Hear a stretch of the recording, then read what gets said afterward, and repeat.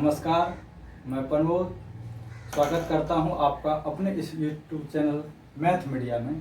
दोस्तों, आज हम इसमें पढ़ने वाले हैं क्लास 9th और 10th के जो चैप्टर है रियल नंबर, और ये खास रूप से दोनों में यूज होती है। रियल नंबर हमको दोनों में पढ़ना ही होता है, तो हम दोनों को पढ़ेंगे आज। लेकिन कुछ जो छोटी छोटी नंबर्स है और जिसको जानकारी अगर हो तो अच्छी बात है, और ज़्यादा भी जान लेंगे तो भी कोई फर्क तो पड़ती नहीं है। ऐसा तो है नहीं ज़्यादा जानेंगे पेट तो खराब नहीं होने वाली है। तो जान लेते हैं, थोड़ा सा पढ़ लेते हैं और फिर आगे इसके बारे में और भी पढ़ेंगे। फिर 9th के दिशा में जाएंगे तो कुछ और पढ़ेंगे, और 10th वाले कुछ और पढ़ना होता है। लेकिन दोनों को ये चीज़ जानना उतना ही जरूरी होता है, ठीक है।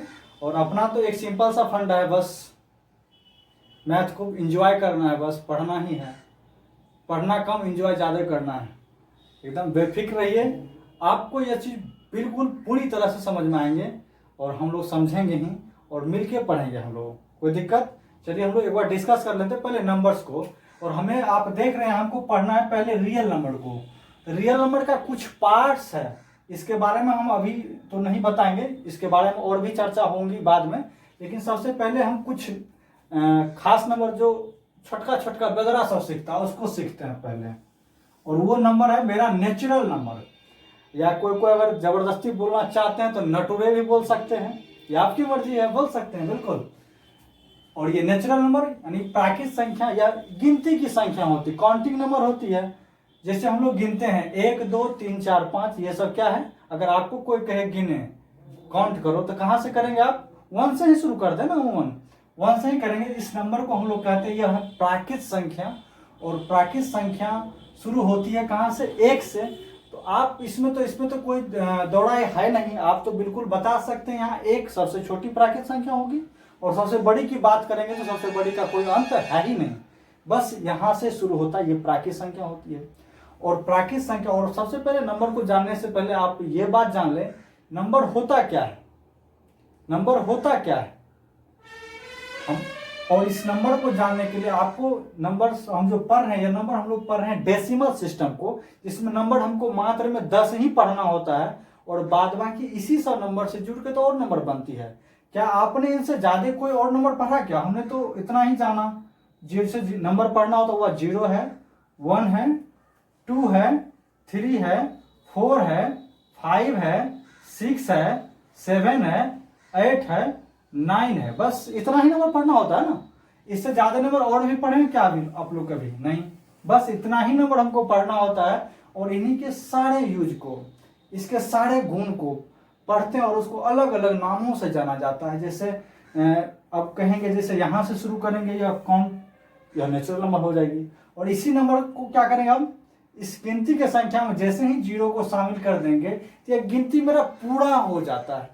इसलिए इसको हम लोग कहते हैं यह होल हो गया, पूर्ण हो गया, पूरा। ये हो गया गिनती की संख्या में जैसे हम 0 को शामिल करेंगे। इसको कोई अगर डिफाइन करना चाहता है, परिभाषित करना चाहता है, तो बिल्कुल कर सकते हैं। जैसे 0 से प्रारंभ होने वाले गिनती की संख्या को हम लोग क्या कहेंगे? पूर्ण संख्या कहते हैं। या जैसे प्राकृतिक संख्या हम लोग का जो होता है वह गिनती 1 से शुरू करते हैं, ऐसे वह गिनती की संख्या 1 2 3 4 5, ये सब मेरा प्राकृतिक संख्या हो गया। कुछ खास गुण के वजह से इसको अलग बांटा गया, जिसमें एक नंबर है, यह इवन नंबर है। इवन मतलब जोड़ा, यानी कि सम संख्या। ऐसी संख्या, जैसे सम संख्या किसको हम कहेंगे?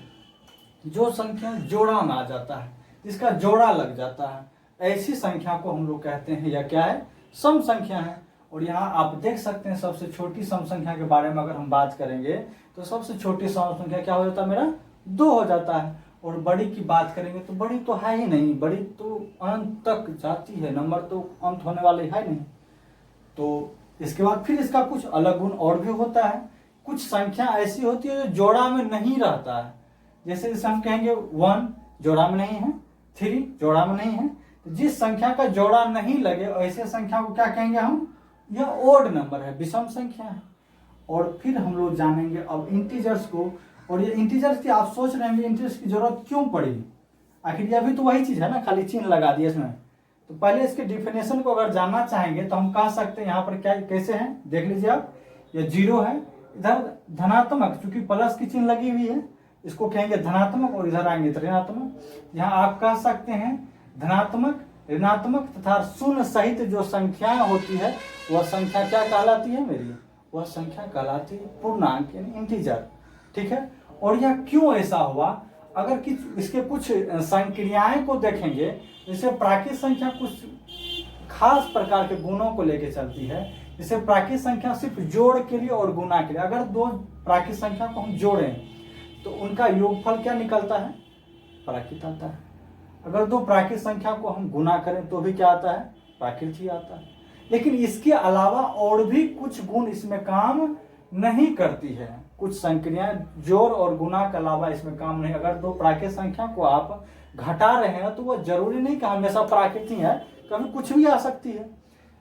सेम वही कंडीशन पूर्ण में भी होती है, और सम विषम तो थोड़ा अलग टाइप का होता है, इसमें तो जोड़ा की बात करते हैं।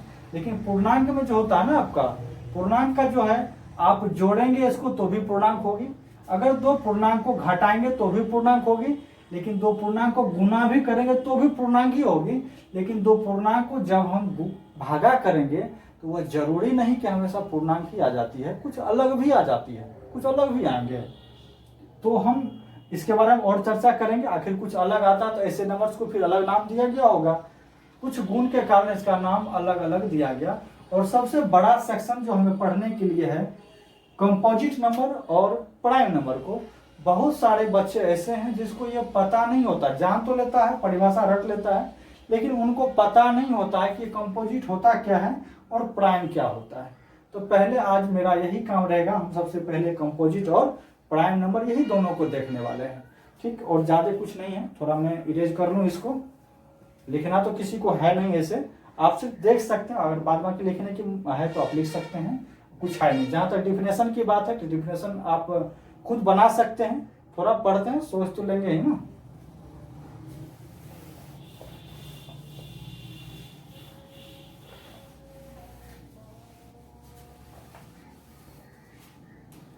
जैसे आप देखेंगे कंपोजिट नंबर को और प्राइम नंबर को।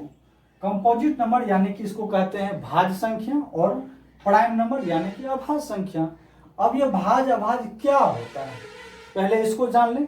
और हमने यहाँ पे लिखा, जैसे 4 लिखा, 6 लिखा, 8 लिखा, ये सब लिखी है, और फिर प्राइम लिखे। एक तो है नहीं, 2। जैसी संख्या जिसका केवल 2 फैक्टर हो, केवल 2 फैक्टर, या ऐसे आप समझ सकते हैं कुछ संख्या, जितनी भी संख्या हमने आज तक देखा है वह सभी संख्या का 2 फैक्टर तो होता ही होता है। वह संख्या या तो खुद से कटेगी या 1 से कटेगी। तो हम कुछ नंबर को पहले लिख लेते हैं। जैसे देखिए 1, 2, 3, 4, 5, 6, 7, 8, बस इतना ही। तो 1 के बारे में आप बात करेंगे तो 1 का तो सिर्फ एक ही फैक्टर होता है ना, इसलिए 1 को तो ना भाज्य कहेंगे ना ही अभाज्य कहते हैं। और आते हैं बात 2 से। अब जो भी संख्या दुनिया में जितना भी संख्या है वो सब का सब 1 से कटेगा और खुद से कटेगा। जैसे 2 है तो 2 आपका देखिए 1 से कट रही है और 2 खुद से कट रही है। 3 यह भी 1 से कटेगी और 3 से कटेगी। 4 यह भी आपका 1 से कटेगा और 4 से कटेगा। 5 यह भी आपका 1 से कटेगा और 5 से कटेगा। और 6 यह भी आपका 1 से कटेगा और 6 से कटेगा। 7 यह भी आपका 1 से कटेगा और 7 से कटेगा। और 8 यह भी 1 से कटेगा और 8 से कटेगा। यानी कि हम ये कह सकते हैं जितनी भी संख्या वो 1 से और खुद से कटता ही कटता है। लेकिन कुछ संख्या ऐसी होती है कि जो 1 से और खुद से तो कटता ही है, लेकिन इसके अलावा किसी और संख्या से भी कट जाती है। तो जो और से कट जाएगी ऐसे संख्या को कहेंगे भाज्य, जो नहीं कटे वो अभाज्य होगी। जैसे 2 है तो 2 आपका और किसी भी संख्या से नहीं कट रही है, यह संख्या हो जाएगी मेरी अभाज्य। इसको क्या कहेंगे हम लोग, अभाज्य, यानी कि नहीं कटने वाली, प्राइम। और 3 यह भी किसी से नहीं कटती है, इसको भी क्या कहेंगे हम, यह भी मेरा प्राइम है, यानी कि अभाज्य है। लेकिन 4 को देखिए तो ये 4 आपका 2 से कट रही है, इसका मतलब ये 4 क्या हो जाएगा, इसका 2 से अधिक फैक्टर हो गया ना। ऐसे संख्या को हम लोग कहेंगे यह क्या है, भाज्य है। और सबसे छोटी भाज्य संख्या अगर पूछा जाए तो आप क्या कहेंगे, 4 है। और सबसे छोटी अभाज्य संख्या अगर पूछा जाए तो क्या कहेंगे, 2 है। दो इकलौता ऐसा अभाज्य संख्या है कि जो सम भी है, आप देख सकते हैं इसको। इसके अलावा और कोई ऐसा सम संख्या नहीं है कि जो आपका अभाज्य होगा। जैसे 5 और किसी भी नंबर से नहीं कट रही है, ऐसे संख्या को हम लोग कहेंगे, क्या कहेंगे, अभाज्य कहेंगे। और 6 आप देखिए तो 2 से कट रही है और 3 दोनों से कट रही है, तो इस संख्या को हम क्या कहेंगे, इस संख्या को हम कहते हैं भाज्य, क्योंकि यह 2 से अधिक इसका फैक्टर हो गया ना। और ये 7 वह किसी संख्या से नहीं कट रही है, इसको कहेंगे अभाज्य। और यह 8 जैसे देखिए 2 से कट रही है और 4 से कट रही है, इसको क्या कहेंगे, भाज्य। आप इसको भली भांति समझ चुके होंगे कि भाज्य क्या होता है और अभाज्य क्या होता है।